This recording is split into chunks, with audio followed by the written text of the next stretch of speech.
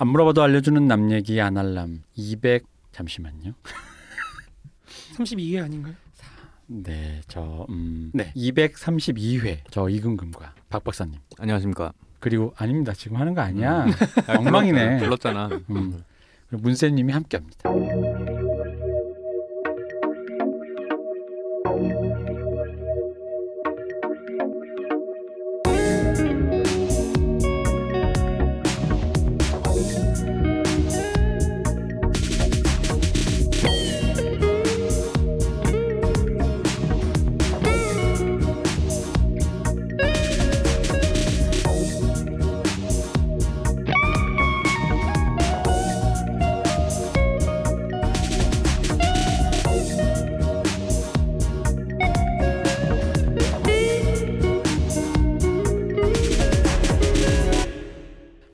안녕하세요. 아닙니다. 안녕하십니까 문쌤님. 안녕하십니까. 안녕하십니까 박 박사님. 네, 안녕하십니까. 엉망인 인트로를 딛고 우리가 왔다. 이렇게 엉망이 된 이유는 생각을 해보니 우리가 좀 정신이 좀 혼미한 것 같아요. 마르크스의 지적인 체계를 조금 따라가 보다 보니 벌써 해가 올해도 다 갔다. 아 그러게요. 네, 이게 올해 안에 빨리 끝내야 됩니다. 재작년에 한 것 같은데. 네, 재작년에 한 것 같은데. 그런데 뭐 올해도 중간에... 일 없이 그냥 훌러덩 가버렸네 진짜. 네, 코로나 이전에 했지만 어쨌든 사실 근데 저는 사실 마르크스가 오히려 이런 생각을 합니다. 코로나로 방에 있을 일이 많잖아요. 그렇죠. 그럴 때 좀 집중해서 들어볼 만한 컨텐츠가 아니었나. 편하게 들으시면 됩니다. 콘텐츠로서 어떤 시적절하지 않았나. 이 아닌 코로나가 중국이 코로나를 전 세계에 발사한 건 마르크스가 분석했다. 뭐 이런 식으로 대충. 아니요, 그런 얘기가 아닙니다. 대충 이렇게. 아니 마르크스가 공산당을 하자 그래서 중국 공산당이 전 세계 코로나를 발사했다. 아니 이게 무슨 말입니까? 부르주아지들을 없애려고. 아니. 죽이려고 미 제국주의 놈들 다 코로나로 그냥 다 그냥 죽여버리려고. 맞습니다. 했다. 근데 실제로 요즘 그 중국에서 유행하는 게 마르크스입니다. 왜 그러냐면 이제 코로나가 성공했기 때문에. 아니 그건 아니고 효과를 봤기 때문에. 아니 그거 아니고 자기네들이 이제 뭘 해야 될지 모르니까. 아 그렇죠. 예. 이제 요즘 문제가 많죠. 저는 오히려 이게 만약 중국의 음모라면 중국은 되게 당황했을 것 같아요. 이게 동아시아에선 잘 안 먹힌다.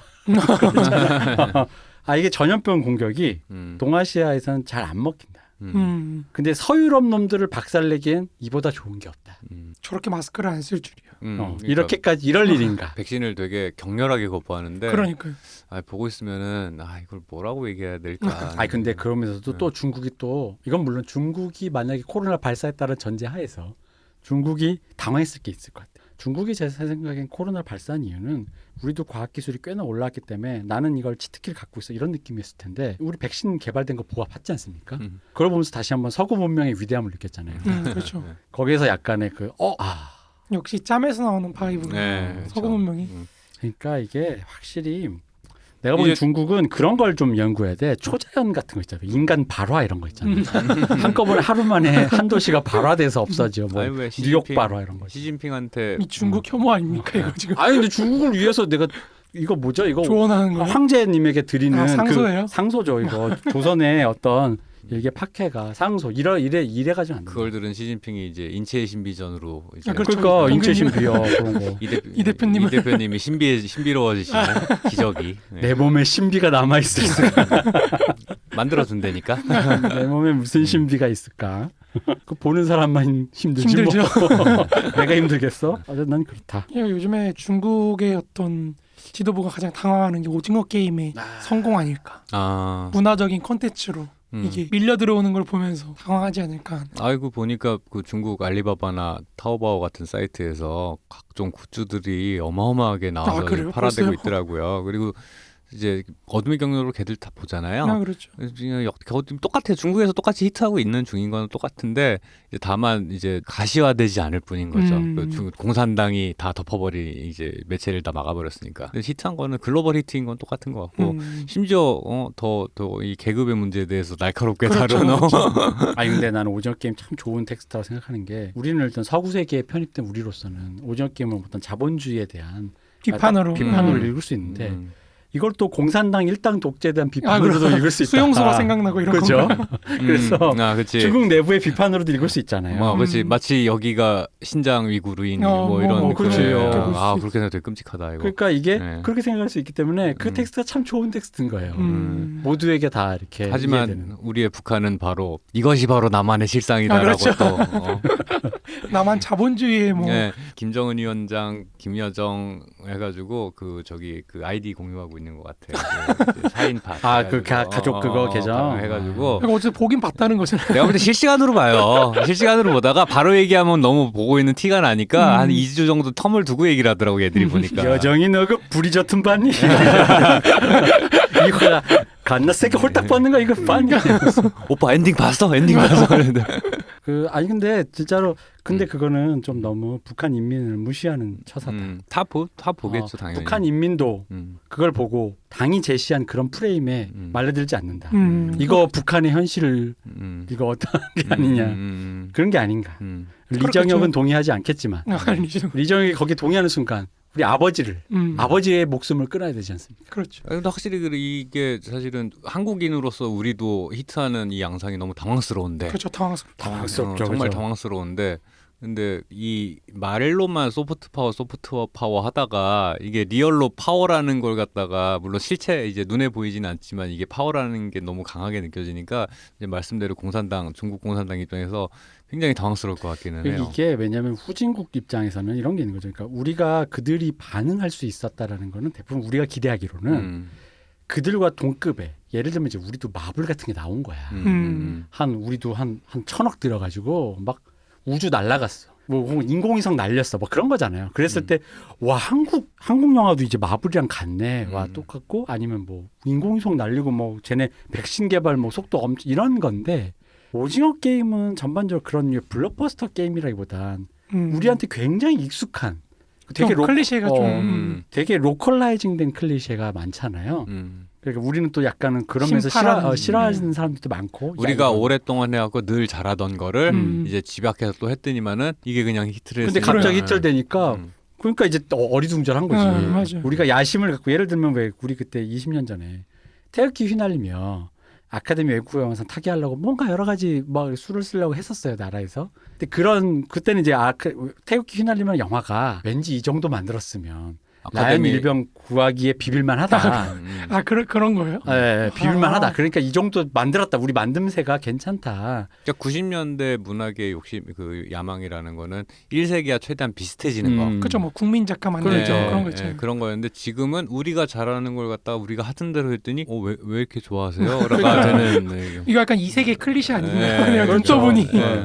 그러니까 갑자기 그렇게 된 거죠. 그러니까 이게 우리가 포커싱했던 그것을 주목하는 게 아니라 전혀 포커싱 안 하는 그냥 우리가 했던 이 비슷한 일이 일본에서도 있었어요. 그 일본에 작년인가 재작년에 일본에서도 포커싱하는 영화가 막 깐네에 가려고 했는데 갑자기 깐네에서 일본의 심야 드라마라는 것은 30분씩 끊어지는 굉장히 저예산의 배우도 몇 명 안 나오고 딱 봐도 정말 저예산 티가 나는데 30분짜리 심야 드라마를 갑자기 칸는가 어디서 초청을 했거든요.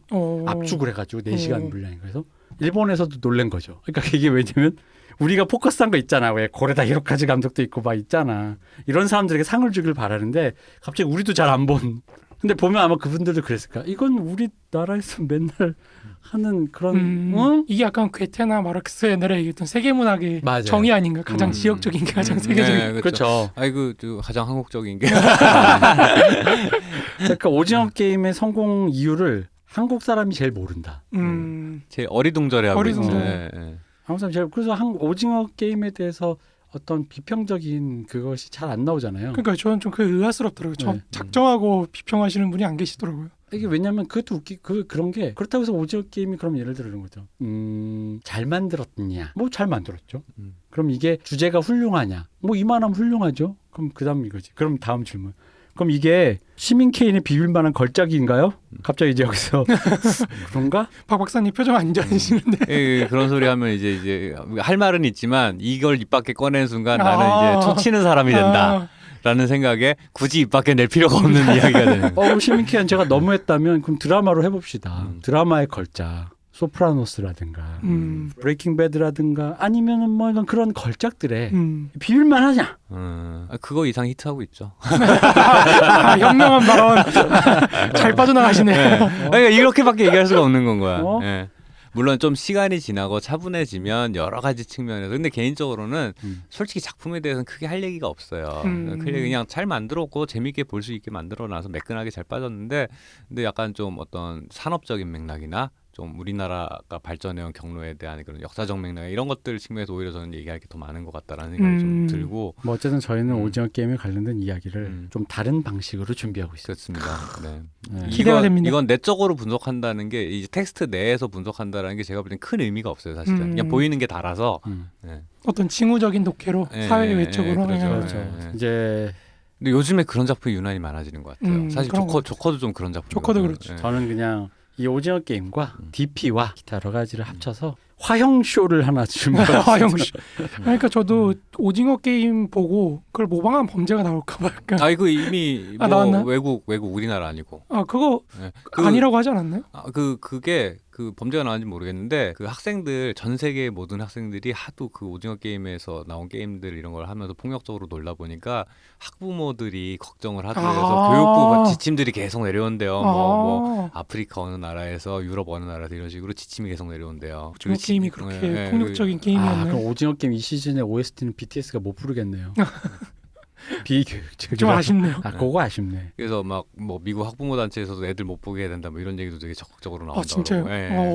이게 맨날 우리는 레이디 가가나 뭐 이런 거 내한하는 거 반대하는 것만 보다가 그게 되니까 되게 좀 신기하긴 하네. 그러니까 한국 사람들이 되게 진한 거 우리도 늘 얘기했잖아요. 방송에서 한국 사람의 그 폭력에 대한 그 어떤 그 뭐랄까 만성이 미디어에서 느끼는 그 만성이 굉장히 그 높은 수위인데도 불구하고 몰랐다가 이제 지금 전 세계 애들이 기겁하는 게 느껴지는 거죠. K-팝 보다 갑자기 보니까. 그러니까 사실 그런 게 있어요. 이 한국 사람들이 거두절미하고 다짜고짜라는 게 있어요. 그러니까 사실 K-팝도 그렇거든요. 다짜고짜 시작해서 다짜고짜 팍팍팍 때려넣는 게 있는데 그 한국 드라마나 영화들도 보면은 좋게 얘기하면 거침이 없고 나쁘게 얘기하면은 급발진이야 계속. 급발진인데 근데 그 템포감이라는 게 이제 해외 우리나라 사람들은 이거 너무 익숙해요. 거기에 완전 극단적인 그거였던 그 대표님 좋아하신 그 드라마 누구야? 뭐요?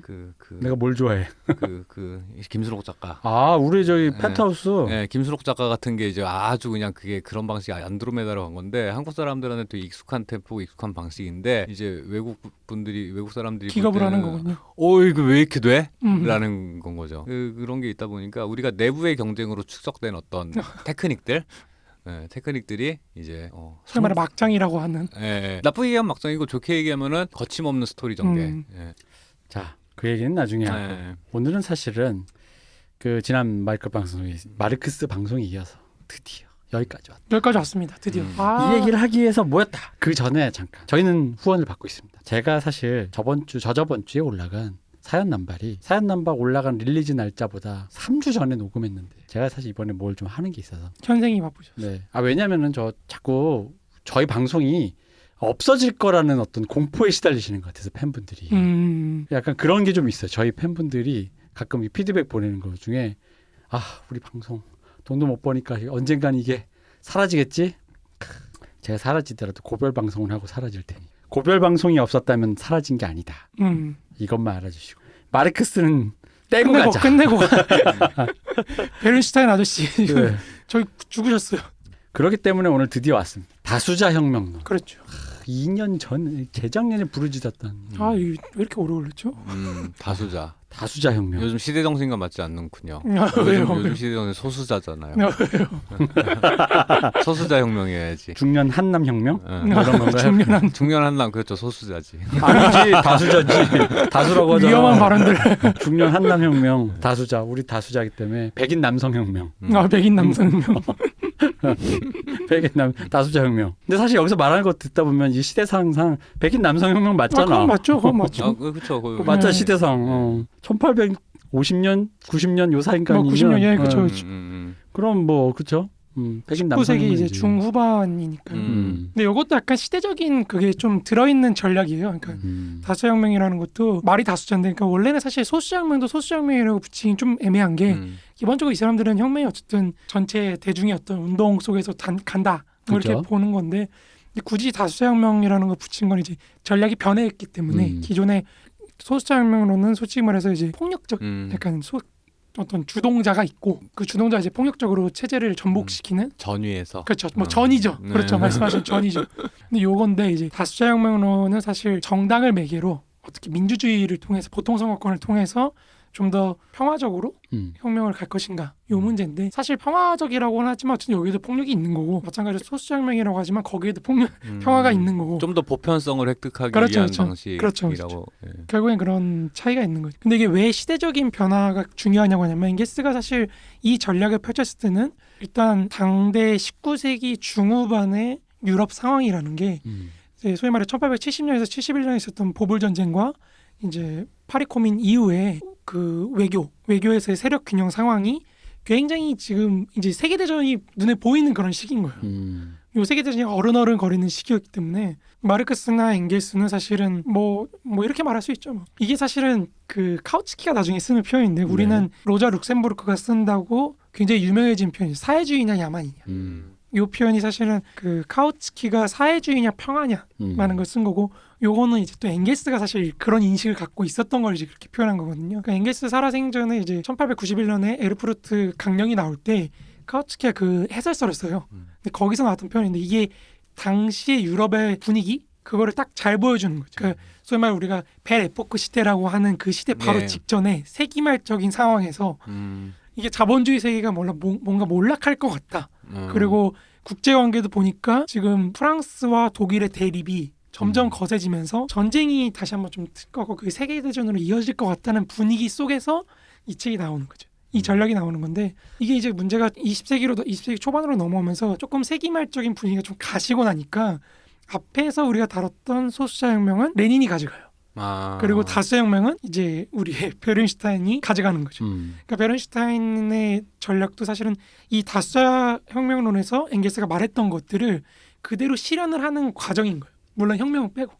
왜냐하면 베른슈타인이 볼 때는 베레포크 시대가 일어나고 막 자본주의가 막 호황을 겪는 것처럼 보이니까 야 이거 자본주의가 멸망할 수 있는 조건들이 좀 멀어지고 있다. 그럼 이런 상황에서 사회민주당이 혁명 세력으로서 남아있기보다는 빨리 이 국민국가 내부에서 어떻게든지 침투를 해가지고 좀 하나의 정당한 구성원으로서 기능할 수 있도록 마르크스주의를 좀 뜯어고치자. 요게 이제 그래서 수정주의로 가는 거거든요. 근데 이제 베른슈타인의 생각과 다르게 공황이 터지고 전쟁이 터지고 세계대전 터지고 뭐 이러면서 이제 베른슈타인은 참 불행한 사람이죠. 그런 의미에서. 어디서나 이렇게 뭔가 뭘 하든 예견했던 사람들은 그 예견이 안 맞으면 굉장히 불행이죠. 인생을 그냥 통으로 그렇죠. 인생이 통으로 날아가는 듯한 그런. 그래서 사람이 그때 수습하면서 살아야지. 크게 보면 안 돼. 그렇죠. 너무. 그게 안 돼서 그러는 거죠. 근데 사람 마음속엔 내가 한번 크게 한번 그지? 그렇죠. 나의 예상이 맞을 거야. 그리고 크게 한번 세계를 한번 이렇게 할 수 있는 그런 뭐 학문적인 성취를 이룬다거나 그렇죠. 예술적 성취를 이런 게 좀 또 있다 보니까 그러려면 또 크게 질러야 되거든요. 맞아요. 근데 질렀는데 이제 안 되면 이제 이게 뭐 아니면 도네. 너무 불행한 거죠. 이 사람 뭐 베른슈타인 얘기 잠깐만 우리 너무 안 했기 때문에 베른슈타인 좀 불쌍한 게 그거죠. 엥겔스는 이제 오늘 다수혁명론 얘기하면서 나오겠지만 민족 국가를 어떻게 그러면 노동자 계급이 침식을 시킬 것인가 근대 국가라는 것의 기반을 어떻게 무너뜨릴 것인가를 고민을 하는 건데 이 고민의 사실 목적은 결국 혁명이잖아요. 그러니까 사회주의로 넘어가게 하는 거. 근데 요 목적은 자기가 볼 때 좀 실현되지 않을 것 같은 거예요. 그러면 이제 밀어놓고 침식하는 거에만 집중을 시키는 거예요. 그러면 이제 프롤레타리아트들이 그러니까 이런 식으로 어떻게 얘기를 하냐면 엥겔스나 마르크스가 얘기했던 프롤레타리아트가 단결하라 뭐 이런 거는 프롤레타리아트가 정당한 사회 구성원으로 인정받지 못했을 때 유효했던 말이야. 그 여전히 나는 그 문세님이 계속 얘기할 때 베른슈타인 말 해줄 때마다 난 사실 베른슈타인 얘기에 굉장히 공감하거든요. 다 맞는 말인데 왜 그렇게 욕먹었지? 그렇죠. 근데 이제 자기가 볼 때는 이제 노동자 계급이 이 정도로 성장했고 또 지적 능력이나 이런 것도 있으면은 사회의 정당한 구성원으로서 책임 있는 행동을 하고 그래야 이제 지배 계급으로 올라갈 수가 있지. 이런 얘기를 하는 건데. 왜 욕먹은지 알 것 같은데. 아실 것 같으세요? 네, 변절자잖아. 그렇죠. 무슨 소리야 혁명해야지. 그렇죠. 이게 체제 수능적인 이 태도. 그렇죠. 체제 수능적이라고 보는 거죠. 사람들. 이럴 때 한마디 해줄 수 있어요. 언제까지 락만 들을래? 야, 그러면 안 돼. 뭐 이제 그러다 보니까 이제 베른슈타인은 이제 이제 민주적 공화정을 정착시키는 거에 음. 최대한 목적이 있는 건데 그러다 보니까 이제 그러면 혁명도 포기하고 좀 사회 구성원으로서 능력을 빨리 키우자 이렇게 얘기를 가는 건데 그럼 질문이 있습니다. 예. 제가 베른슈타인 우리 아직 안 들어갔으니까 일단 먼저 한번 가본다는 입장에서 그러면 이제 베른슈타인의 목적은 뭐였던 거예요? 왜냐면 말만 들으면 최종 목표는 혁명인데 거기에 절충지대로서 민주적 공화정인 것인지 민주적 공화정을 그러니까 경유해서 가자는 건지 아니면 민주적 공화정을 통해서 새로운 근대 국가로서 근데 단지 거기에 주체가 노동자가 되는 것인지 둘 중에 뭐예요? 전자입니다. 전자예요? 경유해서 결국엔 가는 건데 그럼 사실 욕먹을 건 방법론이 조금 차이가 나는 그렇죠. 거죠. 방법론의 차이인데 베른슈타인이 올 때는 너무 먼 미래인 거예요. 그거는 한참 멀었어. 그리고 심지어 이제 당시에 러시아에서 1905년 혁명이나 이런 게 일어날 때 네. 베른슈타인이 뭐라고 하냐면은 봐봐라 저 후진국 러시아를 보라고 저기서 노동자들이 뭘 해봐야 의미가 없다.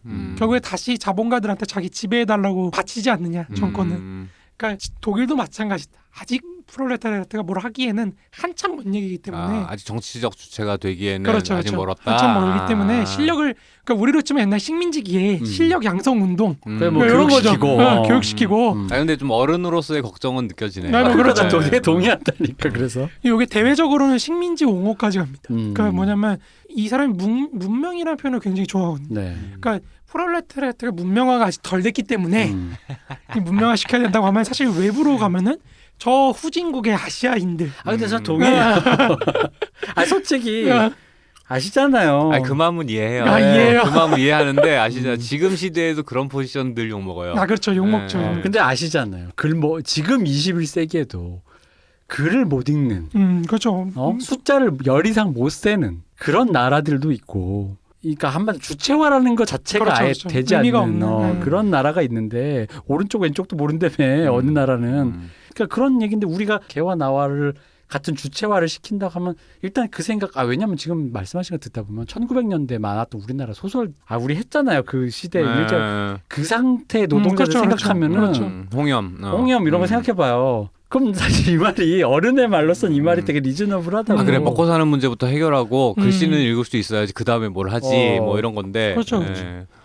불 지르고 납부터 들고 가라 그러면 안 되잖아. 그 현실 정치인으로서 그렇죠. 현실 굉장히, 정치인으로서 그렇게 얘기하는 거죠. 자기가 우리가 책임을 질 수 없는 그런 걸 하면 안 된다. 제가 왜 이렇게 실드를 치냐면 우리 문쌤한테 제가 베른슈타인이 너무 참혹하게 욕도 먹고 힘들게 살았다 그러길래 좀 그런 말 할 수도 있잖아라는 말을 좀 해보는 거죠. 근데 이제 문제가 뭐냐면 당시에 그러면 민주적 공화정을 위해서 이 사람이 그러니까 문제가 됐던 건 결국에는 당시에 독일이라는 게 황제 체제거든요. 카이저 체제. 카이저가 완전 독재라는 체제고 심지어 뭐 베른슈타인과 동시대 사람이죠. 막스 베버 같은 자기를 부르주아 학자라고 정체화하는 사람도 저 카이저 저 XX 때문에 독일 제국 망한다. 이렇게 한탄하던 그런 상황에서 그럼 민주적 공화정을 실현하기 위해서 이 사람이 독재 체제를 무너뜨리자고 했느냐? 그건 아닌 거예요.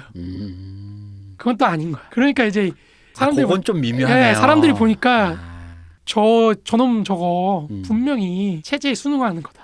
그러네. 거기는 그러네. 네가 정말 그거를 열성적으로 했으면은 독일 체제 저 무너뜨리자고 해야지.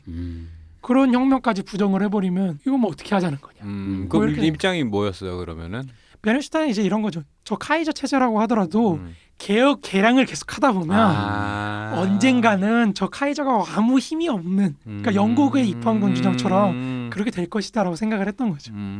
빨아 쓰고 고자 쓰고 뭐 그런 거죠. 네. 그러니까 이 사람이 볼 땐 그럼 가장 유명한 건 나한테 중요한 건 어떤 최종적인 목적이 아니라 이상향이 아니라 현실의 운동이 가장 중요하다. 이 얘기를 하는 거거든요. 그러니까 이게 다 이해했고요. 단지 그 마지막 그 카이저에 대한 입장에서 거기는 내가 쉴드를 못 치겠네. 아니 근데 그게 이제 이 양가적인 건데 현실적으로 안 되잖아라는 생각 때문에 하나씩 양보했을 때 하나씩 포기했을 때 하나씩 포기할 때마다 어느 순간에 이제 내가 이럴 거면 내가 이걸 왜 했지? 라는 생각이 드는 순간이 사실 있잖아요. 그죠? 원래 내가 생각하던 영화 찍을 때 뭐 내가 보통 영화 찍을 때 막 좀 많이 하죠.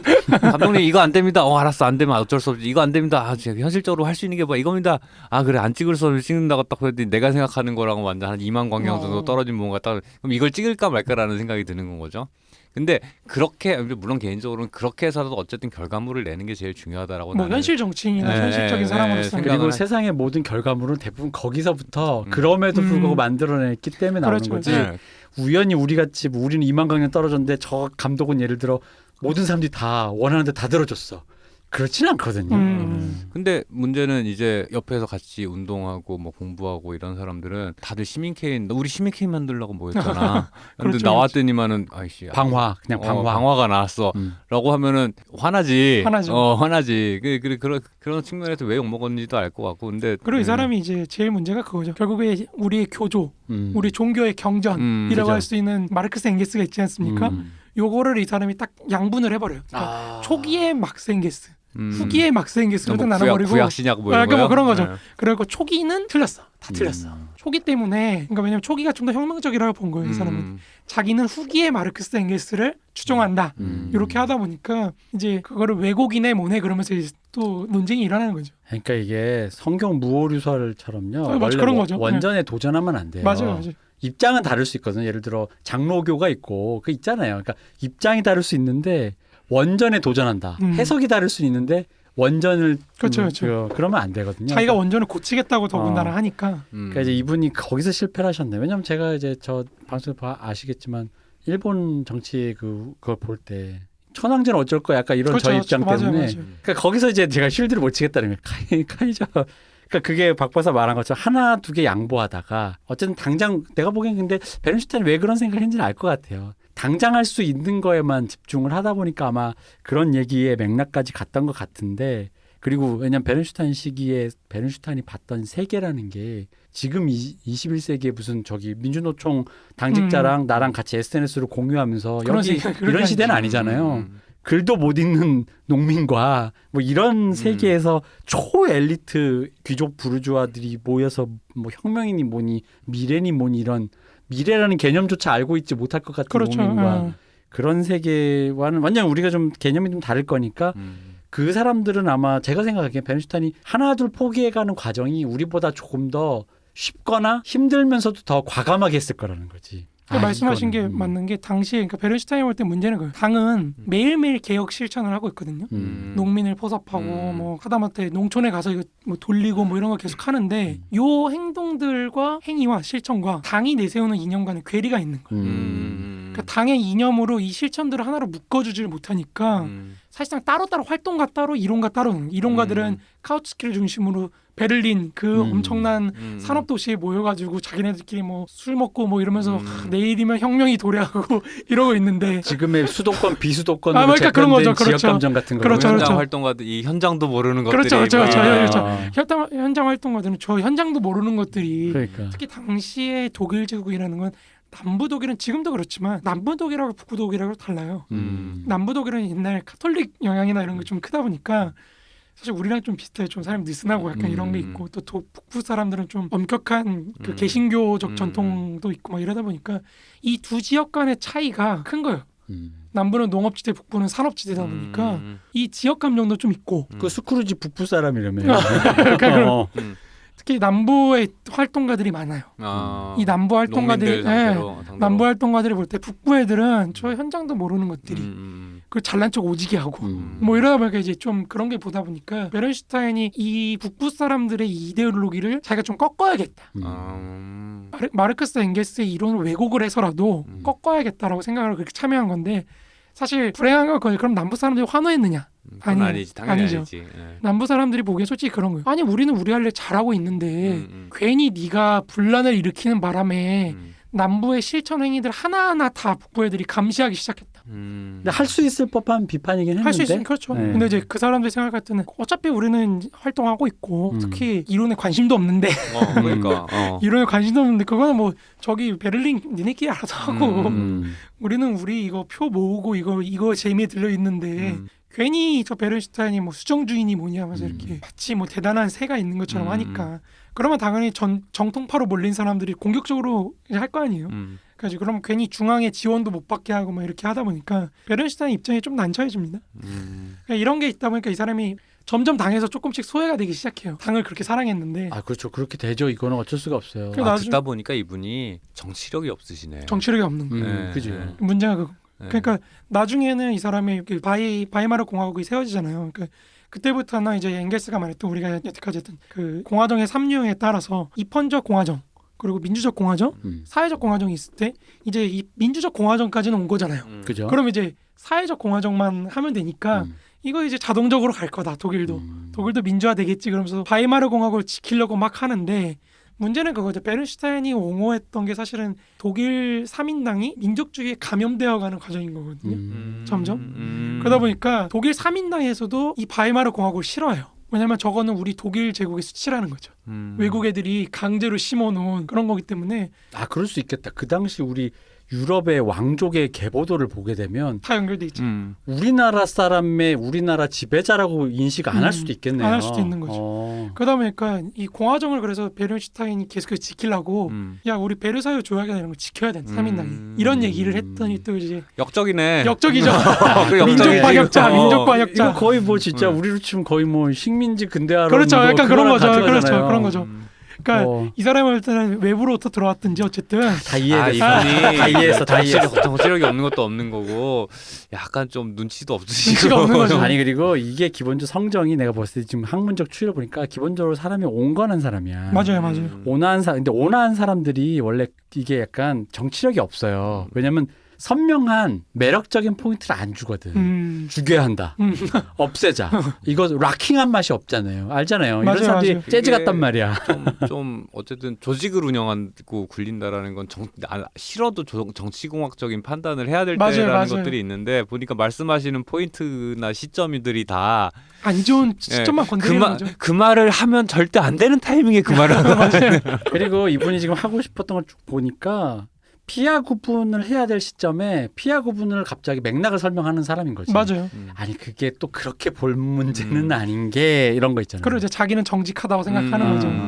근데 옆에서 보면 속이 터지는 거죠. 그걸 보고 있으면. 우리 이런 사람 많이 봤지 않습니까? 네, 그러신 분들 많습니다. 네, 맞습니다. 실제로 그런 분들 여전히 불행해요. 이런 맞아요. 분들이 맞아요. 중요한 게 레닌처럼 이렇게 선명하게 해서 정치력이 있어야 되는데 이런 분이 선명하지 못하다 보니까 마지막에 깨달아야 자기도 선명해야 된다는 거. 그래서 마지막에 급발진하잖아요.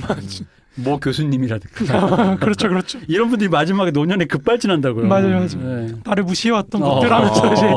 원한 생겨가지고. 근데 이 양반은 그렇진 않고 이제 당을 사실 그 정도로 사랑했는데 그러니까 자기 스승이고 인간관계도 다 포기할 정도로 그렇게 어떻게 당이 좀 잘 됐으면 하는 그거였는데 당에서 거의 노인네 취급받죠. 뒷방 노인네 취급받고 이제 물러나서 있다가 이제 카우츠키하고 말년에 다시 화해를 해요. 그 화해하고 둘이 모여가지고 그래도 당이 결국에는 사회주의 승리로 갈 거라고 자기는 믿는다고 이렇게 얘기하고 돌아가신 다음에 한 6주 만에 이제 히틀러가 집권하죠. 그리고 3인당이 없어지죠. 아니 근데 그분이 생각하는 아직 멀었다라고 얘기하는 그 거리가 예를 들어서 100년, 200년이면 저는 틀리지 않았다고 생각을 하고 지금 그 시점보다 100년이 지난 현재 시점에 어쨌든 그분이 생각한 국가와 그래도 많이 비슷해졌잖아요. 그때 당시 그렇죠, 같은 경우는. 그러면은 뭐 앞으로 100년 후에는 또 어떻게 될지 모르는 거니까. 나한테 베네핏이 없잖아요. 지금 그 얘기하는 거예요. 내 현생에 베네핏이 없다고요. 너님 21세기 네가 아이폰으로 BTS 듣는 건 내가 상관할 바가 아니고. 이런 소인배 같은. 바로 그렇게 되는 거야. 그러니까 그런 말 했다가 이제 소입하는 거죠. 근데 카우치키가 그래도 이런 말은 했겠네요. 위스키 한잔 하면서. 너가 왜 독기로 안 죽었는지 알아? 독일이 선진국이기 때문에. 하지만 네가 유태인이면 내후년쯤엔 가스실에 가겠지. 카우츠키는 이제 그 다음에 히틀러 집권해가지고 도망가다 죽죠. 독일 탈출하다가 이제 병을 가족들 다 잃고. 그러면서 이제 3인당은 공중분해되고 이제 베른슈타인이 평생을 바쳤던 당은 이제 끝나는 거죠. 그리고 좀 독일의 불행한 인재는 사람이죠. 미국이 흡수하고. 그렇죠. 미국을 바로 이겁니다. 그렇죠. 그리고 이제 자기가 가장 끔찍하게 생각했던 러시아가 동독을 차지하고 이제 그렇죠. 그러면서 나라를 세우고 뭐 이런 끔찍한 공산주의 종주국이 돼버리고. 그렇죠. 어쨌든 이제 제가 볼 때는 굉장히 불행한 사람인 거죠. 자기한테 좀 정직하고 됐던 사람인데 왜 그렇게까지 됐을까 좀 그런 거죠. 그러니까 이게 너무 정치와 학문이라는 그러니까 실제와 자기 이상의 그 어떤 그런 부분을 거기 너무 걸쳐 있으셨어. 약간 그런 거. 차라리 학계에만 계시던가 당의 활동가로서만 있는가는 이런 입장이 있어야 되는데 내가 보기에는 일단 그게 거기서부터 시작점은 일단 패착인 것 같아. 이론가이자 현장 그 당시에는 그럴 수밖에 없었을 것 같긴 한데 그게 좀 패착이었던 것 같고요. 그 다음에 이제 아까도 얘기했지만 선명함이 전제하지 않은 되게 온화한 성품의 사람이라면 결국 그 타이밍에 내가 그렇죠. 질러야 되는 타임에 갑자기 설명을 하니까. 그러니까 이게 필요하다고 남들이 욕을 하면 갑자기 거기서 잠깐만 얘도 사정이 있어. 이게 뭐냐면 오징어 게임의 성기훈이가 걔 엄마 지갑까지 털어가는 쓰레기 남자인데 얘가 왜 그럼에도 불구하고 하면서 감독에게 변명을 해줄 때 그게 불편한 사람들이 있단 말이에요. 그 바로 그런 일을 당하는 거죠. 그러니까 이제 아마 그 당시엔 좀 더 그게 더 선명했을 것 같고 우리도 학교 다닐 때 동아리 단위에서 이런 류의 얘기들 하다가 이제 논쟁이 붙을 때 생각을 해보면 그 좁은 뭐 한 20-30명도 안 되는 그런 좁은 동아리에서 얘기를 해봤던 걸 생각하면 충분히 거의 뭐 역적 취급받는 건 뭐 제가 보기엔 뭐 근데 이게 정치가 근데 참 잔인한 것 같아요. 그런 그죠? 면에서 예, 예. 그죠. 베른슈타인 공격하는 걸로 룩셈부르크가 굉장히 뜨거든요. 아 그래요? 네, 아. 그걸로 이제 그 사람이 이제 사회주의냐, 아니면 혁명이냐, 개혁이냐 이거를 비판글을 쓰거든요. 그걸 써가지고 이제 룩셈부르크가 이제 공산당 내에서 이제 환호받는 베른슈타인 국사발을 만들었다 이러면서 이제 환호받고 그러는데 그 로저 룩셈부르크가 이제 스파르타쿠스 당이라고 이제 저 극좌 쪽 또 정당을 만들어 자기가 또 조직을 만들어 가지고 이제 폭력 혁명을 일으키려고 하다가 3인당 정부한테 살해당해요. 그래서 옛날에 저희끼리 농담한 적 있어요. 학창 시절에. 그때 베른슈타인 얘기는 안 했지만 베른슈타인까지 얘기하면 재밌었겠다. 그러니까 당신이 죽을 때 당신의 마지막 직업이 무엇이었는지. 저그 로자 룩셈부르크는 테러리스트였고. 그렇죠, 테러리스트죠. 다들 그 얘기 마르크스는 뭐뭐였고 그리고 되게 처참하게 살해당. 그렇죠, 너무 처참하게. 근데 어느 시대나 그런 종류의 그런 사실 과격함이라고 표현할 수도 있겠지만 사실 그 과격함이라는 것에 사람들이 끌리는 건 그 낭만성이다 보니까 그렇죠. 그렇게 보인다라는 게 사람들 마음을 끄는 이런 게 있고 그래서 선동가라든가 매력을 갖고 있는 사람들 이런 쪽들이 현실에 되게 파워풀해지는 거는 하지만 베른슈타인은 인기도 그렇죠. 없고 인기도 없고 말도 재미없게 하고 근데 인기 없을 것 같긴 해. 진짜 말만 들어도요. 이게 우리가 어른이니까 이 양반이 또 이렇게 또 말씀하셨네. 이해가 되죠. 근데 우리 젊었을 때로 치면 이건 정말 말 그대로 그런 거니까 락을 안 듣는다고 뭐 이런 느낌이야 진짜 사실. 이게 정말 슬픈 거죠. 자기가 만들었던 정당이 어쨌든 자기를 비판하긴 했지만 자기가 뭐 혁명의 동지라고 생각했던 당원을 죽이는 그것도 굉장히 끔찍하게 살해를 해서 그러니까 이렇게 되는 거 보면 좀 서글픈 거죠. 이게 사실 근데 당시 독일이요 상당히 관료화가 강한 국가 우리로 치면 이제 박정희나 뭐 그런 군사 시스템이었기 때문에 황제가 사라졌다고 멈추는 건 아니거든요. 왜냐하면 이제 우린 소위 베르사유 조약을 해서 독일이 무장해제를 했다라고 생각을 하는데 사실 무장해제를 안 해요. 아 그래요? 그러니까 독일 그럼 제국이 거울의 방에 불러서 그냥 이제 하긴 준 거는 하고 이제 또 외국에서 와가지고 그 이제 군비 축소나 이런 거 시키려고 하는데 이미 바이마르 공화국 때부터 뒤로 다 해요. 그 숨겨놓고 다 하고 무기도 뺏길 것 같으니까 다 민간에 풀고 뭐 이런 그래서 민간에서 총싸움하고 그러는 거 히틀러나 뭐 이런 애들 나치당 애들 그러니까 그런 거 다 해서 이미 그 히틀러가 집권하기 전부터 바이마르 공화국 시절부터 군비 확장이 계속 일어납니다. 네, 그게 왜 요즘은 다 이렇게 감시가 체계적으로 되는데 그때는 사실은 뭐 미국, 프랑스에서 사람 와봐야 뭐 몇 명이나 오겠어. 몇 명이나 와서. 뭐 지금 우리도 감시를 못해가지고. 그러니까 우리도 야 북한 가서 그러니까 연변에 핵이 있는 줄 아직도 뭐 이런 건데 경수로가 있는지 없는지 추정한다라는 말만 하고 슈레딩거의 경수로요. 그거. 아니 뭐 우리 한국도 숨겨놨던 거 꺼내잖아요. 맞아. 그 짤 진짜 웃겼어요. 그 저기 뭐야 그 미사일 그 나오니까 짤 중에 왜 옛날에 박현준 야구 선수가 야 잘하자. 너 이거 안 했지? 석 달 만에 만든 거 맞지? 네 맞습니다. 그래 잘하자 이거야. 누가 봐도 뻥. 그러다 보니까 이제 베를린이나 이런 수도권 외곽만 나가면 숨길 데가 너무 많으니까 실제로 그랬었다라는 걸 얼핏 본 것 같긴 해요. 그럴 것 같아. 뭐 지금도 안 되는데 뭐 그게 뭐 되겠어?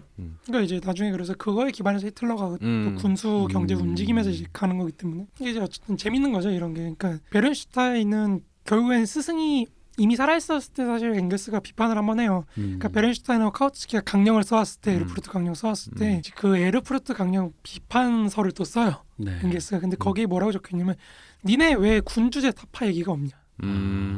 니네 이런 식으로 하면 결국에 전쟁 난다. 요 얘기 하거든요. 근데 딱 그대로 사실 전쟁이 터지니까 되게 그런 것 같은데 사실 제가 생각해도 그 정도 위치에 올라가면은 사실 보이는 게 좀 다르죠. 그 정도 공부하고 심지어 엥겔스는 자기가 직접 혁명해서 군대 지휘하기도 하고 그랬던 사람이다 보니까. 근데 저 궁금하긴 해요. 근데 유럽적 현실에서는 그 프랑스 혁명도 봤잖아. 군주제는 그러니까 다른 우리나라의 조선 왕조랑 좀 다르게 걔네 걔네 프랑스 혁명 그거를 애들이 뚜라막으려고 하는 이유가 단순히 프랑스 망한다가 아니라 내 친척이 잘못된다. 내 딸이 내 우리 사촌녀 이런 식의 어떤 자기들끼리 그 상층끼리 연결돼 있는 그런 어떤 것에서 오는 그 외부적 압력. 그래서 우리의 혁명을 좌절시키려고 하는 그런 거잖아요. 그러다 보니까 당연하게도 군 주제에 대해서는 좀 더 우리가 생각하는 것보다는 좀 더 레디컬하게 생각을 할 수 있을 것 같은데 거기서마저도 약간 주저했다라는 게 온건함을 넘어서 또 좀 그런 느낌이 좀 좀 그런 있어요. 거죠. 예. 그러니까 뭐 엥게스가 뭐라고 쓰냐면 당장에 탄압이 들어오니까. 그러니까 그래서 니네가 말하지 않는 건 내가 이해하겠다. 근데 내가 볼 때 그거 아닌 것 같아, 니네. 그러니까 왜냐면 일본 천황을 없애겠다고 해서 조선 왕조에서 뭐 내 이놈 이러지는 않을 거란 말이지. 그렇죠, 그렇죠. 근데 거기는 아니잖아요. 바로 스페인, 영국 뭐 해서 다 난리 난단 말이지. 근데 그런 상황적 우리는 또 프랑스 혁명 때 봤잖아 한번 봤는데 그래서 그러니까 다른 건 다 동의하는데 그 군주제에 대한 그 부분이 거기가 약간 갸우뚱 아무리 온건하게 지금 현재에서 충실하자라는 말을 하고 싶어도 그게 그런가? 뭐 이제 베른슈타인 볼 때는 요거 좀만 더 가면은 무력해지겠지. 그러니까 이게 자연 네. 소멸 같은 네. 그런. 그렇게 생각을 한 것 같아요. 왜냐면 이 사람이 가장 이상형으로 생각했던 건 영국이거든요. 영국의 입헌군주처럼 그 영국 입헌군 주제는 사실상 거의 힘이 없는 뭐 지금도 그렇지만 그러다 보니까 이제 그렇게 되지 않을까라고 기대했던 건데 뭐 현실은 뭐 그렇지 않죠. 베른슈타인 혹시 약간 우리나라에서 궁 같은 거 이렇게 그런 만화 좋아하는 그런 왕실 좋아하는 그런 덕후들 많잖아요. 그런 건 아닙니다. 그래서 이런 거 정도는 있어줘도 되지 않냐. 뭐 이런 거 있잖아요. 그런 건 아니고. 근데 또 뭐 지금 시점에서 뭐라는 그럴 수 있는데 또 그때 당시에 로컬한 맥락이 또 있었을 수 있으니까 방에서 생각했고 이럴 때는 이게 될 것 같았는데 막 밖에 나가 사람 스태프들 만나는 순간 안 되겠구나라는 느낌이 빡 올 때 있잖아요. 그렇죠. 약간 그런 느낌이었을 수도 있겠다. 왜냐면 사실 이미 베른슈타인이 볼 때 당시 노동자들도 그렇고 독일 인민들 자체가 많이 길들어지는 국가에 많이 길들어지는 상태라고 생각을 했던 것 같아요. 제가 보기에는. 그러니까 이 사람들을 데리고 괜히 분란 일으키기보다는 우리 3인당이 최대한 개혁을 통해서 최대한 제 힘을 평화적으로 뺏어오는 게 온건하게. 그렇죠. 근데 사실 문제가 뭐냐면 당시에 그러니까 그 반대파들이 왜 그렇게 개거품을 물고 막 그 이말년 식으로 얘기하면 오도발 막 이렇게 했냐면은 당시에 의회에서 설령 사회민주당이 다수를 차지하더라도 할 수 있는 게 없어. 의회가 결정권이 없거든. 이게 영국 의회나 이런 데하고 달라요. 독일은 결정권이 없으니까 사실 황제 독재였기 때문에 이 사람 볼 때는 다른 애들 볼 때는 아니 그거 해서 뭐하게 도대체 뭐하게 도대체 그거 다 받아서 뭐하게 그러니까 지금 당장 가야지 뭐 이런 얘기하는 건데 막상 근데 문제가 그죠. 카우츠키가 그렇게 맹렬하게 비판했어도 막상 러시아 혁명 터지고 이럴 때는 자기는 또 민주주의 해야지 의회주의 해야지 이걸로 후퇴하니까 그러니까 레닌이 이제 혁명의 배신자 카우츠키 이런 얘기 하는 거고. 그러니까 이게 다 그렇잖아요. 이 사람이 아무리 내가 머리로는 뭐 어쩌고저쩌고 해도 막상 누구 죽는다 이거 하면 내가 누구 죽어. 그러면 사실 좀 또 다르거든요. 실천하고. 그거 진짜 아무나 하는 거 아니죠. 그것도 아무나 하는 거 뭐 왕정 없애겠다고 이제 뭐 혁명군을 만들었어. 당장 옆집 개똥이 말똥이 데리고 가가지고 이제 개들을 사지로 몰아넣는다. 그렇죠. 그거는 원래 그걸 할 수 있게 태어난 사람들이 하는 일인 거고 그렇게 태어난 사람들이 따로 있는 거. 그러니까 이제 그런 면에서 보면은 그 일종의 이제 말은 뭐 혁명가고 뭐 어쩌고 하지만 이 사람들이 다 뭐 시대를 잘 뭐 요즘식으로 하면 살롱 작파 같은 거죠. 뭐 그런 식이 될 수밖에 없었던. 그래서 많은 이야기들은 남겼지만 현실적으로 해낸 건 별로 없는. 별로 없는 거죠. 예. 그래도 여태까지 그 사람의 어떤 했던 얘기들이 살아남아 있긴 하다라는 게. 그렇죠. 예. 이분들이 어쨌든 제 생각엔 어쨌든 역사적으로 제일 중요한 건 어쨌든 이런 분들 석학들이라는 게 우리 짧은 생을 압축시켜서 집단 지성으로 선행을 해주신 거지. 그 모든 오류들을 수십 년에 걸쳐서 그 사람의 생만큼의 오류를 이렇게 이렇게.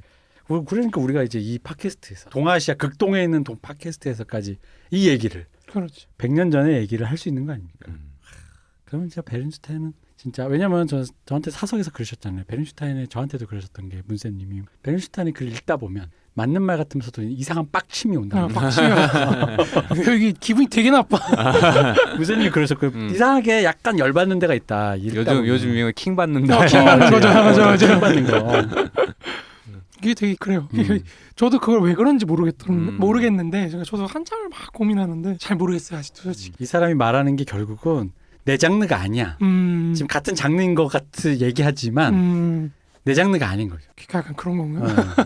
근데 약간 힙하지 않은데 힙한 척하는 느낌이 드니까. 아 그런 맥락이 있는 거예요? 약간 아. 그런 것도 있는 거니까. 그러니까 글을 읽다 보면 묘하게 그런 게 있어요. 마르크스 엥겔스는 틀렸어. 근데 틀렸다고 얘기하고 옛날 사람이라서 나는 최신. 그러니까 자기를 약간 그 사람들의 권위를 가져가면서 자기가 그 위에 올라서려고 하는 그런 게 약간 근데 이 형이 거기서 실수했네. 온건한 사람은 절대 힙쟁이가 될 수가 없어. 진짜야. 아 그래요. 그 약간 그렇게 레디컬해야 돼요. 음. 아 구려 이런 게 습관적으로 닿을 수 있어야지 힙이 되거든요. 근데 온건한 사람은 절대 힙쟁이가 안 돼요. 아예 뭐 힙합도 옳고 스키니도 옳다? 그런 게 어딨어? 스키니 구린 거지 이래야지. 역시 후려치기를. 맞아요. 그래야지 힙쟁이가 되는 거예요. 요즘 누가 스키니 입니? 뭐 이래야지. 뭐 스키니도 스타일이죠. 그런 사람이 어떻게 힙스터가 되나? 누가 요즘 폭력혁명 하니? 약간 그런 거. 보편 투쟁해야지. 투표해야지. 약간 멋없잖아요. 촌스럽게. 촌스럽다 진짜. 멋없잖아. 투표해야죠. 혁명 뭐예요? 그게 투표라 그래 갑자기 되게 힘이 없으시네. 그죠. 예를 들어 같은 6월 뭐 예를 들어 6월 14일에 투표를 한다 그러면 어떤 애는 6월 14 딱 적어놓고 레볼루션 혁명 써놓고 어떤 애는 6월 14 우리 모두의 선택이 뭐 이렇게 써놓으면 좋아요 수는 누구에게로? 그렇죠. 그러니까 이게 결국에 다 그런 것 같아요. 그러니까 자기가 살아있는 이 조건에서 무엇을 할 것인가라 그랬을 때 내가 여기서 뭘 할 수 있냐 없냐 요거를 사실 명민하게 계산을 하면서 좀 얘기를 해야 되는데 이게 어쩌다 보니까 어그로만 끌게 되는. 저는 그래서 제가 오랜만에 방송에서 주구장창 했던 말이긴 한데 오랜만에 이 말을 꺼내게 되네요. 역시 사람은 하나만 해야 돼요. 다 하려고 하면 안 돼. 사실 그거 해서 그러니까 뭐 예를 들어 굉장히 단순히 이론과 실천이라 그랬을 때 둘 다 잘하는 사람은 없는 것 같아요. 쉽지 않죠. 이거는 세 개까지 하려고 그랬잖아요. 지금 이론, 실천, 힙. 그렇죠. 선구자. 그게 쉽지가 않은 것 같아요. 영포티. 뭐야 영포티. 이게 다수자 혁명론 얘기는 여기까지인 거예요? 아니면 아직 시작도 안 했어. 안 했어? 이제 그 어떤 이 배경이죠. 배경. 배경 얘기하는. 예. 네, 뭐 여기서 이제 제가 방송을 하면서 얘기할게. 마르크스 엥겔스가 맞았다 결국에 맞고 베른슈타인이 틀렸다. 이건 아니고 그냥 사실 그 세계대전이 일어난다는 거는 굉장히 시대적인 분위기예요. 그냥 당시에 유럽 애들이 왜냐면 이게 사람이 생각하는 게 비슷비슷해요. 그러니까 당시 독일이 딱 뜨면은 제가 옛날에 방송에서 말씀드렸지만 세력균형 개념 얘기할 때 말씀드렸지만 한 18세기 후반부터 19세기 초중반까지만 해도 프랑스 인구가 전체 유럽에서 차지하는 비중이 20%예요. 그러니까 지금의 중국하고 비슷하거든요. 네. 중국이 차지하는 인구 비중하고. 그러니까 그러면 당연히 프랑스가 가장 주목받는 국가일 수밖에 없죠.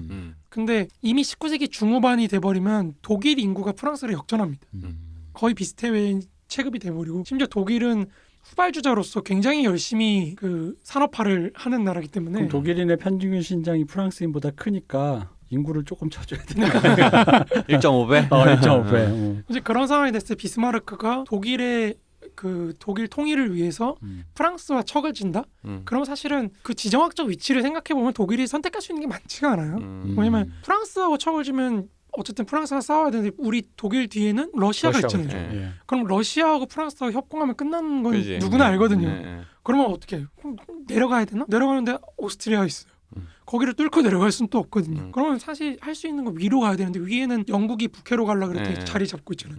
그러면 할 수 있는 방법은 프랑스를 고립을 시키기 위해서 러시아를 달래주고 영국하고 친해지고 그 오스트리아도 좀 이렇게 가까워지고 그죠. 그러니까 이런 거밖에 선택할 수 있는 게 별로 없어요. 사실 할 수 있는 게 정해져 있기 때문에 그런 상황에서 이제 마르크스가 볼 때는 네가 프랑스를 쥐어팬 이상 언젠가는 러시아하고 프랑스하고 연결되면은 이게 연결되는 건 경제적으로 보면 되게 뻔하거든요. 그러니까 독일이 돈을 제공해주지 않는 이상 프랑스 자본들이 대부분 러시아에 투자되어 있는 상황에서 우리 뭐 그 경제적인 연결관계가 정치적인 동맹으로 이어지는 건 뭐 금방이고 또 영국은 독일의 어떤 발전을 굉장히 위협적으로 바라보고 있었기 때문에 뻔한 거거든요. 그러니까 그런 의미에서 세계대전이 굉장히 필연적인 어떤 측면이 있는 거고 그거를 베른슈타인이 예상을 못했느냐 그것도 아니고 알고 있었는데 자기가 그거 하려는 게 지금 이 상황에서 내가 뭘 해야 되지 하다 보니까 그렇게 된 거죠. 근데 어쨌든 뭐 좀 불행한 삶을 살았다 제가 볼 때는. 충분히 불행했을 것 같고 네. 충분히 얼마만큼 욕을 먹었을지 그 강도도 알겠고. 인터넷 없어서 다행이지. 그렇죠. 인터넷 네. 있었으면 엄청 욕 먹었겠죠. 그 지금처럼 EU로 통합된 상태였다면 더욱더. 그렇죠. 진짜 거의 뭐 재밌었겠다. 인터넷 없으면. 근데 그러면 이제 이 베른슈타인이라는 사람이 썼던 전략이라는 거는 결국엔 내부적으로는 프롤레타리아트들 노동자들을 교육을 잘 시켜서 앞으로 다가올 사회주의의 어떤 주체가 될 수 있는 주체 형성을 어떻게 할 것인가 하는 거고 동량이 되어라. 동량이 되어라. 그게 되라. 오른쪽 왼쪽. 뭐 이렇게 되는 거고 정치적으로는 이제 이미 인터내셔널이 만들어져 있기 때문에 노동자들의 어떤 정당들이 모여 있는 그게 만들어져 있기 때문에 그거를 어떻게 잘 더 활용할 것인가 요게 되는 거죠. 대외적으로는 그럼 어떻게 평화를 유지하게 할 것이냐 요게 이제 문제가 되는 건데 저는 이제 그거를 대내적 전략으로서의 세계 연대가 있고 대외적 전략으로서의 이제 세계 내전 요게 있다고 이제 설명을 드리려고 하는 겁니다. 다수혁명론이 평화 전략으로서 그런 두 가지 층위가 있다. 그러니까 대내적인 전략과 대외적인 전략 동시에. 아 평화 전략이라는 말을 들으니까 군주제에 대해서 왜 타파자라는 얘기를 안 했는지가 약간 막연하게 이해가 될 것 같은 느낌이 조금 있긴 하네요. 예. 근데 이제 엥겔스는 군주제인 이상 전쟁이 일어날 수밖에 없다고 보는 거고 베네슈타인은 뭐 꼭 그런 건 아닌 것 같고 이렇게 좀 차이를 이해하셔도 어쨌든 그게 문제인 거죠. 그러니까 결과적으로 누가 옳았냐 그르냐의 문제가 아니라 이 이론하고 그러니까 모든 정당들이 갖고 있는 문제인 거예요. 그러니까 모든 정치도 그렇고 혁명도 그렇고 뭐도 그렇고 내가 이념적으로 좋다고 생각하는 것과 실제 사람들이 그걸 따를까 안 따를까 다른 문제거든. 그러니까 이 이론과 실천의 괴리라는 건 항상 나와 있는 건데 그랬을 때 정당이 어떤 선택을 해야 되느냐. 요게 사실은 지금 중국 공산당도 마찬가지고 그러니까 우리가 민주화가 좋다고 생각하지만 표를 줬을 때 이게 사실 공산당을 뒤엎는 그런 시도로 이어질 수도 있는 거잖아요. 그러니까 그게 제일 문제인 거죠. 그러니까 공산당도 지금 고민을 하는 게 저렇게 시진핑이 독재를 한다고 하는 게 이거 풀어줬다가는 지금 내가 정권 잡고 있는 요거를 향해서 공격하면 어떡하지? 방법이 없지. 방법이 없죠. 예. 특히 13억인데 인구가. 요게 가장 크거든요. 그러니까 사실 문화대혁명이 문제가 됐던 것도 그 지점이거든요. 그러니까 홍위병도 우리는 홍위병으로 모택동이 뭐 자기 전략을 뭐 이렇게 뭐 정치적인 이득을 취했고 그게 아니라 이제 홍위병도 조반파나 이런 쪽 하면은 모택동 공격합니다. 모택동 끌어내죠. 그러니까 이제 모택동도 고민하는 거거든요. 요게 민주주의인 건 알겠어. 이 민주주의를 보장해주면 내 자리가 위험. 그럼 나는 내 정치적인 지향점은 분명히 이 사람들한테 권력을 주는 건데 이 사람한테 권력을 줬더니 내가 죽네? 그럼 나 이거 어떻게 해야 되지? 이 문제는 혁명 정당뿐만 아니라 대부분의 정당들이 갖고 있는 문제죠. 정치적으로. 그래서 이제 알티세르나 이런 사람들은 이게 근대 정치 아포리아다. 모순이다. 핵심 모순이다. 뭐 이렇게 얘기를 하는 건데 그러니까 레닌도 결국에 문제가 그거예요. 레닌도 말년까지 고민했던 게 서유럽에서 혁명을 성공시키지 못했는데 내가 지금 죽으면은 분명히 러시아가 다시 자본주의화가 될 텐데 이거 어떻게 해야 되냐 이 문제거든요. 닥터 후가 푸틴을 데리고 저기 레닌을 만나게 해줬어야 되는데 그 에피소드가 나와야 되는데 이거 어떻게 생각하십니까? 이러면서 그 유명한 농담 있잖아요. 공산주의 유머. 그 뭐지? 어느 날 푸틴의 꿈에 스탈린이 나타나서 크렘린 궁을 파란색으로 칠하고 민주주의자들을 다 죽여라. 그랬더니 왜 하필이면 파란색이죠? 하고 푸틴이 물었어. 스탈린이 뭐라고 했어? 뭐예요? 야, 역시 민주주의는 왜 죽이냐고 묻지 않았어. 너 그럴 줄 알았어. 이러면서 사라졌다는. 역시 진짜 훌륭하십니다. 현답이네요. 참 그렇다 근데 진짜. 이게 제일 어려운 거예요. 네, 지금도 공산당이라는 거는 그 우리가 소위 말해 현능주의라는 표현으로 마이클 베리나 뭐 이런 사람들이 지금 굉장히 서구에서 어그로를 많이 끌었거든요. 현능주의요? 네, 현능주의. 능. 죄송합니다. 마이클 벨이 아니라 다니엘 벨입니다. 문쌤님도 가끔은 실수를 합니다. 요즘에 능 하나가 또 논란이 되고 있죠. 아파트 때문에. 현능주의라는 게 그 이제 개념화를 그 사람이 이렇게 시켜놓은 건데 뭐 대단한 것처럼 이렇게 얘기하는데 뭐냐면 서구의 선거 민주주의 1인 1표의 선거 민주주의가 정말 유능하냐.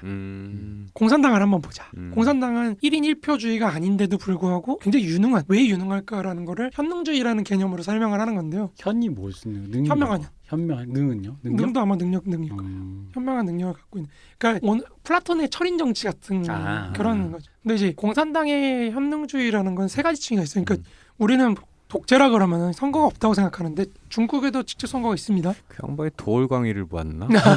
도올보다 조금 일찍입니다. 아 그런가요? 2015년에 어그로를 그렇구나. 네. 닥터 후가. 이 현능주의라는 건 세 가지 층으로 돼 있는데 맨 밑에 층은 기층이라 그래가지고 우리도 많이 쓰지 않나요? 기층 민주. 네, 기층. 네. 기층 민주라고 거기는 표현을 해요. 그러니까 이제 민주주의 투표를 해서 자기네 촌에서 이걸 이제 촌민위원회라 그러는데 촌에서 자기네 그 지역을 대표하는 사람을 뽑아요. 그러니까 촌민위원회가 이제 대표자를 보내면은 이제 그걸 지방 정부나 이런 쪽에서 가져가는 거죠.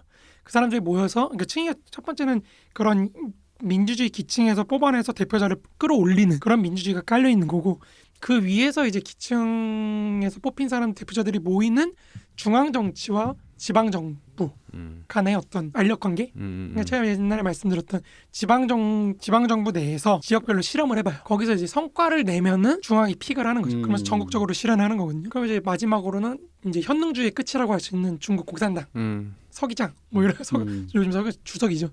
그 최고가 있는데 이 중국에서 관료나 아니면 공산당을 대표하는 사람이 되기 위해서는 기층에서부터 거기까지 다 거쳐서 올라가게 하는 거예요.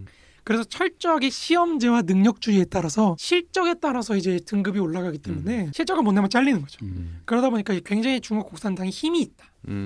그런 의미에서 굉장히 이런 중국식 현능주의가 서구식 자유민주주의에 비해서 우월할 수 있다. 이제 그런 얘기를 하는 건데 그래서 마이클 벨이 이제 주장하는 게 현능주의를 어떻게 민주적으로 할 것이냐 좀 더 민주적인 현능주의를 하자 이런 건데 뭐 엄청 어그로를 끌었죠. 미국은 그래도 한국식 완전 직접 선거를 통한 대의제보다는 좀 더 뭐라 해야 되지? 간접 선거가 많죠. 네. 좀 더 그러니까 상대적으로 제가 근대국가 옛날에 설명하면서 했던 것처럼 드렸던 것처럼 상하원에 따라서 네. 움직이기 때문에 거기는 메디슨 민주주의라고 많이 표현하잖아요. 네. 그러니까 이게 그러니까 메디슨도 그렇고 이 미국 사실 건국의 아버지들이 생각했던 거는 아테네거든요. 고대 그리스 직접 민주주의 요거 안 된다. 우리는 공화주의 어떻게 하면 덕성을 가진 사람들이 정치를 하게 만들 것이냐 이런 문제가. 근데 사실 요거는 저도 옛날에는 그 일본의 1930년대에 굉장히 뛰어난 중국학자였던 나이토 고난이라고 있어요. 그 나이토 고난이 뭐라 그러냐면 동아시아의 청거제 혹은 과거제나 서구식 민주주의 선거제와 다를 게 없다. 그런 얘기를 했을 때 저도 옛날에는 말도 안 되는 소리라고 생각했는데 사실 원리상으로 보면 똑같아요. 그러니까 우리 동아시아에서 과거제나 천거제도 사실은 덕성을 갖춘 사람을 뽑아서 중앙에 보낸다는 거예요. 그 덕성의 증거로 과거 시험을 보는 거고 근데 마찬가지로 대의제에서의 선거라고 하는 거는 시장 경제에서 우리가 좋은 상품이 소비자의 픽을 받아가지고 많이 팔리는 것처럼 선거라는 게 일종의 소비 행위와 같은 거예요. 그죠? 네. 그러니까 일종의 점수거든요. 그렇죠. 점수 주는 거죠. 덕성을 그렇죠. 표로 인정받았다. 그렇죠. 그 덕성을 가진 사람, 공화정적인 덕성을 가진 사람이 그런 식으로 뽑혀서 지도자가 된다는 거거든요.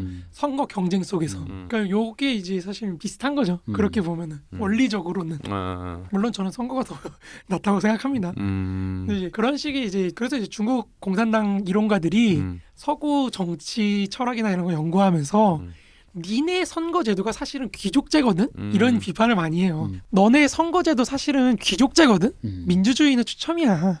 이런 얘기를 하는 게 민주주의는 추첨이고 그러니까 서울대는 어차피 그 교육 환경 좋은 애들이 많이 갈 수 없다랑 똑같은 건데 뺑뺑이는 다르다, 평등하다. 지들은 뺑뺑이 안 하잖아. 중국에서 뭔 소리 하는 거야. 근데 이제 아테네가 추첨제로 돌아갔기 때문에 고대 그리스 아테네가. 근데 그게 거기도 그러니까 귀족들 안에서 뺑뺑이 추첨이었던 거고 어쨌든 거기는 이제 미네라고 미네가 따로 있어가지고 그 미네는 이제 돌아가면서 하는 거죠. 시민들이 돌아가면서 하는 거고 선거로 뽑았던 건 이제 페리클레스처럼 이제 장군이나 이런 거는 이제 능력에 따라서 해야 되기 때문에 누가 제일 능력이 있는지 선거로 뽑았던 건데 이제 요거 때문에 사실 문제가 많아요. 그러니까 추첨제로 하게 되면은 이제 민주주의의 광기가 나타난다. 이런 게 서구 지성계의 광범위한 합의였기 때문에 이제 선거제를 통해서 어떻게 그러면 정당성을 이끌어낼까가 사실 근대 철학사에서도 굉장히 중요한 거예요. 정치 철학의 전개에 있어서 제가 이거 파리코미네 때 말씀드릴 얘기인데 조금만 풀어서 하자면 결국엔 대표제라는 건 일종의 선거를 통한 귀족적인 성격이 가지고 있는 건데 그러니까 여기서는 사실 주권자와 대표자 간의 그러니까 주권을 가졌다고 우리가 생각하는 인민과 대표자, 주권자로서의 대표자하고 그들을 대의하고자 하는 그 대표자들과 분리가 돼 있는 거거든요. 그렇잖아요. 그죠. 그러니까 루소가 열받아서 우리는 몇 년에 한 번만 자유를 누리고 평생을 노예로 산다. 그 외의 시간은. 그 이후로도 해결이 안 된 문제죠. 그렇죠. 근데 사실 대표제라는 거는 그렇기 때문에 오히려 대표를 잘한다는 게 대표적인 논리거든요. 완전히 인민한테 종속되지 않기 때문에 오히려 여러 정체성들이나 이런 거를 더 잘 대표할 수 있다. 이게 대표제의 논리인데 마르크스나 이제 엥겔스나 이런 사람들이 이제 이게 불완전한 대표자라고 보고 이제 파리코민적인 좀 더 완전한 대표제를 뭐 정치 철학적으로 꿈꿨던 사람이라고 저는 생각을 해요. 아무튼 그건 이제 그런 식으로 가는 건데 이제 그걸 비틀어 가지고 이제 공산당 쪽들은 이제 그렇게 얘기해요. 우리 현능주의도 민주적인 정당성이 있다. 그러니까 민주주의에 의해서 선발되는 건 맞거든요. 그러니까 루소적인 민주주의하고 이제 귀족적인 선거제하고 결합을 그렇게 시키는 거예요. 그러니까 동의를 인민한테 받는 거죠. 얘가 뽑혔을 때 그 행위를 그 다음에 투표 행위를 통해서 이제 확인을 받는 동의를 받는 책임을 지게 하는 그러면서 이제 대표제가 더 잘 기능하게 된다. 이거가 이제 대표제 개념인데 그걸 갖다 이제 처음에 이제 하방을 시켜가지고 밑에서부터 치고 올라와가지고 그렇게 뭐 이제 그런 거죠. 한다 뭐 그러니까 중국 공산당 능력도 있고 예. 대표성도 있고 너네가 다를 게 없다 이렇게 얘기하는 건데 요 촌민위원회가 요즘에 아주 속된 말로 개판이 돼 있죠. 그러니까 그렇게 선거를 시켜놨더니 뭐 선거에는 당연히 돈이 빠질 수 없죠. 그렇죠. 자본이 판을 치고 그리고 이게 촌민위원회라고 지방자치적인 성격을 가진 단체와 중국 공산당의 지방 조직들이 있을 거 아닙니까? 네, 그렇죠. 그 지방 조직들이 공존해요 한 지역에 음. 이중 권력적인 상황이 되다 보니까 이제 굉장히 문제가 되는 거죠. 그래서 이제 지금 시진핑은 이 촌민위원회의 어떤 권력이나 이런 거 굉장히 많이 축소를 시켜놨기 때문에 그런 의미에서 독재적인 성격이 굉장히 강하고 마이클 벨도 이제 그 이후로는 침묵하고 있죠. 아니 뭐 이제, 선의로 해석하자면 뭐 그런 논의들이 없어진 뭐 거죠. 중국을 가지고 어그로를 끌어서 지금 이제 미국의 정치인들의 어떤 문제에 대해서 좀 더 그렇죠. 해결하고자 환기를 하는, 시키기 예, 위해서 뭐 그런 그렇게 얘기를 하는 선의를 갖고 이해해 보자면 그런 거고 뭐 도골 선생님 강의를 봤을 리는 없을 것 같고 뭐 이제 문제가 그런 거죠. 중국 공산당이 이제 제가 볼 때는 중국 공산당이 그렇게 뭐 어떤 전체주의나 이런 건 지금은 아닌 것 같고 전체주의화되는 기미는 있지만 근데 어쨌든 이 공산당 사람들은 나름대로 자기네들이 그런 식으로 해서 이 민주주의의 폐해를 극복하고 경제 성과라는 경제 개발이라는 성과를 계속 낼 수 있다라고 생각을 하는데 이게 뭐 근데 제가 말했던 근대 국가의 한 유형에 지나지 않는다고 저는 생각합니다. 소위 말해 공산당이 상원적인 역할을 하는 거고 네. 민주주의 밑에는 좀 풀어주는 거고 그런 건데 그러니까 그렇게 보면 사실 뭐 니네가 뭐 그렇게 대단하다고 이렇게 되는 거죠. 오히려 요즘 보면은 그 내부의 딜레마 때문에 체제의 한계 약점이 너무 적나라하게 드러나는 중 아닌가라는 생각이 많이 들긴 해요. 그러니까 갑자기 입을 다무는 거죠. 네, 그러니까. 네. 요즘 서구에서는 그런 얘기들이 많이 없었지. 중국 네. 공산당이 그러고 보니까 중국에 대해서 그렇게 막 분석하고 보면 이런 얘기가 한 5년 전 말씀대로 한 5년쯤 전에 굉장히 많이 나왔었던 것 같은데 이제 갑자기 조용해졌네요. 조용해졌죠. 우리나라에서 김기혁 선생이 번역해가지고 이렇게 하셨는데 네. 요즘엔 좀 조용한.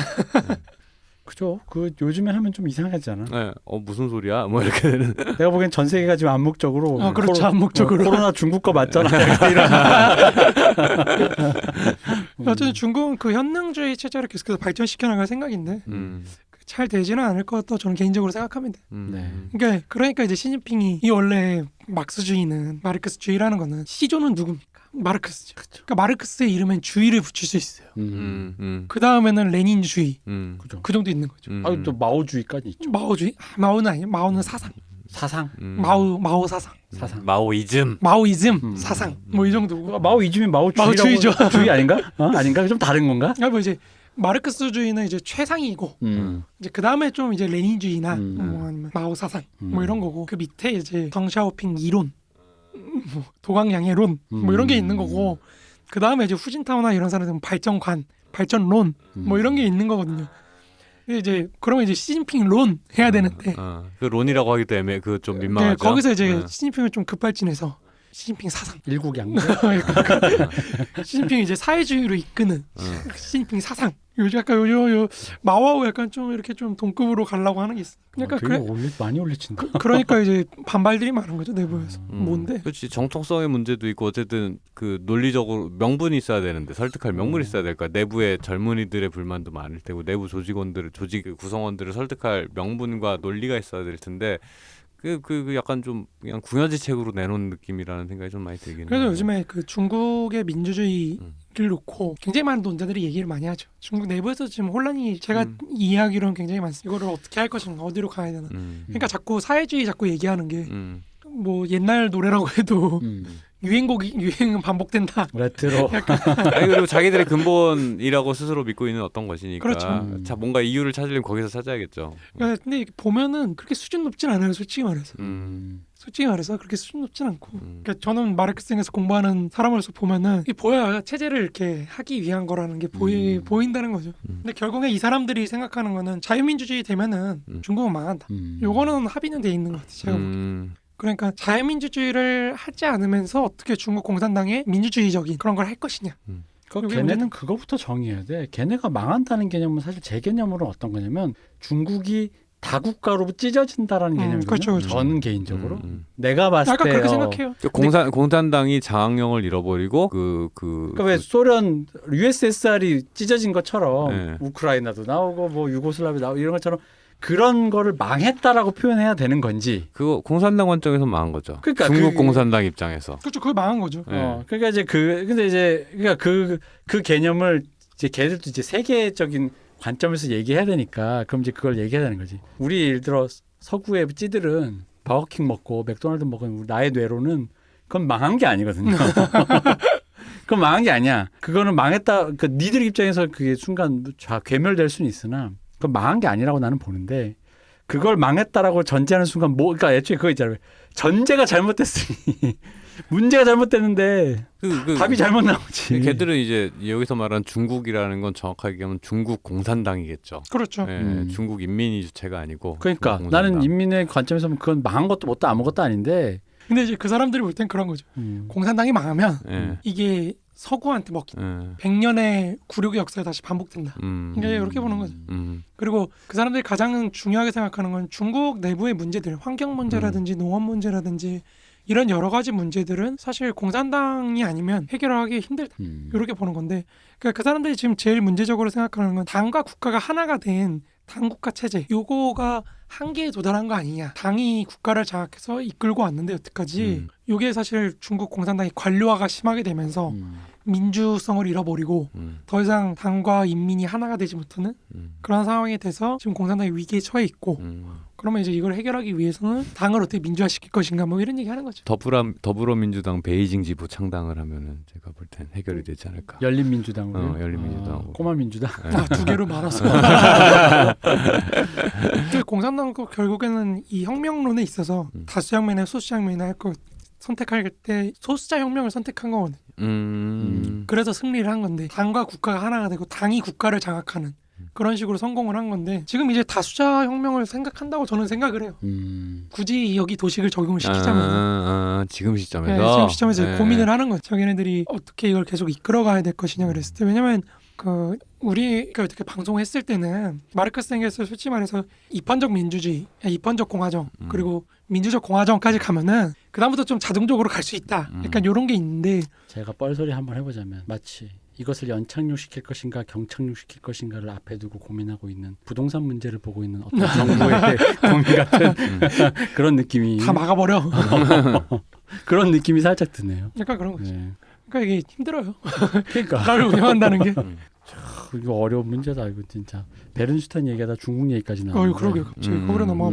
여전히 당 공산당이라는 게 어쨌든 이름을 걸고 살아서 실효 지배를 하고 있다라는 21세기에 그건 어쨌든 중국이니까 중국을 사료로 우리가 또 생각을 해볼 수밖에 없는 거고 나머지야 뭐 다 그냥 옛날 사람들이니까.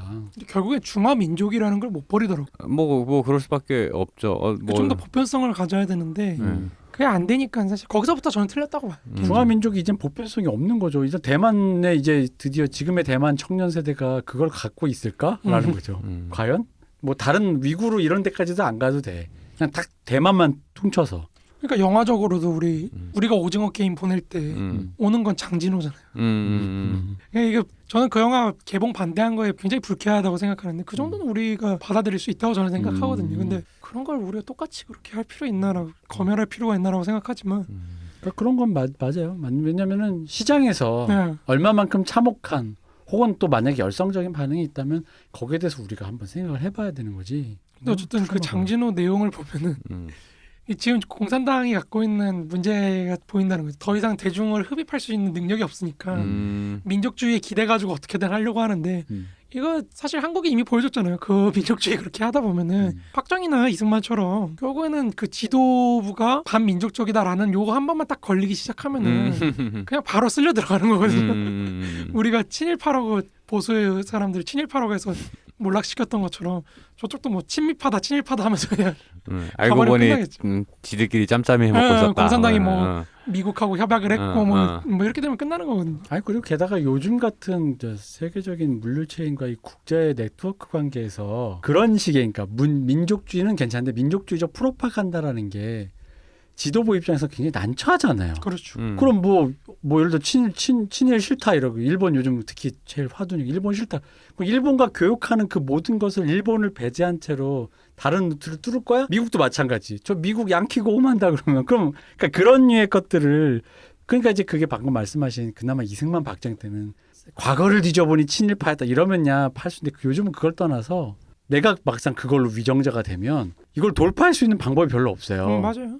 왜냐면 지금 중국 정부도 미국 전 세계와 모든 것이 연결돼 있는데 갑자기 네. 여기서 이게 지정학적으로 사실 생각하는 게 거기서 거기거든요. 사람들이. 그러니까 한국이라는 지정학을 봤을 때 옆으로 가려 그러면 일본이 있고 이쪽 가려 그러면 중국 있고 위로 가려 그러면은 러시아 있고 그럼 결국 밑으로 내려가는 수밖에 없고 그러니까 제주도에 해군기지 만드는 거고 그리고 밑으로 내려가려면 혼자 갈 수는 없으니까 결국에 미국 같이 가는 거고 일본하고도 같이 가는 거고 이렇게 삼각형으로 가는 건데 그러니까 문재인 정부가 많이 비판을 받는 게 그 상식에서 벗어나는 사실 이 정부는 어쨌든 북한하고 얘는 동생이니까 데려갈 건 데려가야 되고 우리 애가 많이 아파요. 많이 하면서. 아파요.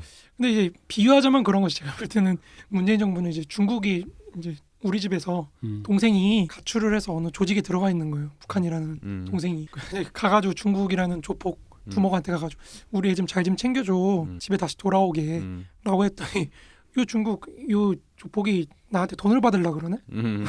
그러다 보니까 이제 한번 또 문재인 대통령이 왕위를 초청해놓고 미사일 시찰을 가는 뭐 이제 그런 거 된 건데 이건 뭘까요? 패기인가요? 미친 거죠. 솔직히 말해서 그 얼마 전에도 우리 사석에서 말씀드렸지만 그 국방부가 자꾸 주적을 북한이라고 안 해가지고 보수분들이 그거에 굉장히 경기를 일으키세요.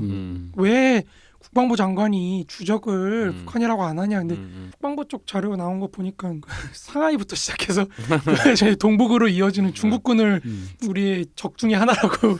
그러니까 그러면 이제 제가 드는 생각은 그거죠. 저 임종석 전 실장이 1억 내수를 얘기했는데 사실 내수라는 말이 안 되잖아요. 내수는 국내 시장인데 북한까지는 내수라고 하는 거 오케이. 근데 만주를 포함하는 내수? 이거 좀 이상한 말이거든요. 근데 정말로 저쪽 중국을 만주도 우리 땅이지 약간 이런 건가? 요동. 요동. 요동. 요동. 어쨌든 그 적으로 그렇게 상정하는 거 보니까 아, 이거 일반적이진 않다. 그렇게 생각이 든다는 국방 정책. 국방 정책. 국방 정책을 이제 무서운 거죠. 그 어디야 그 누구야 그 조선 초기에 김종서 장군이 그 3군 육진인가 그런 거죠. 아니 근데 저희 그렇게 치자면 의외성이라는 측면에서 보면 그러니까 그렇게 생각하니까 또 북한이랑 우리랑 한민족이 맞는 거죠. 그런 외국인이 보기에 이런 의외성을 갖고 있는 그러니까 화력의 민족이라고 하는 게 그러니까 쿵짝이 잘 맞아. 뭐 저희 북한도 북조선도 그렇지만 우리가 못 살 바에는 다 죽자. 베이징 얼마야 인구? 베이징까지 사정거리로 놓고 도쿄 사정거리로 놓고 뭐 이런 거 보면은 좀 그런 거 호전적이야. 호전적인 거지. 그러니까 비슷해. 꽁짝이 잘 맞고 안 맞춰. 맞출 때 얘기 하다가 이렇게 오래 가지고 어쨌든 쭉쭉 진행하시면 될 것 같은데. 아니 뭐 배경이야 이렇게 딱 됐고 그래서 일부가 이렇게 다수장명론이라는 제목만 얘기해보고 또 이러면 안 되는데 제가 2부에는 무조건 이렇게 되었다라는 걸 말씀드리면서 1부는 베른슈타인의 어떤 맥락을 잠시 들어봤습니다. 다수장명론은 그리하여 어떻게 전개되는지는 2부에 들으시도록 하겠습니다.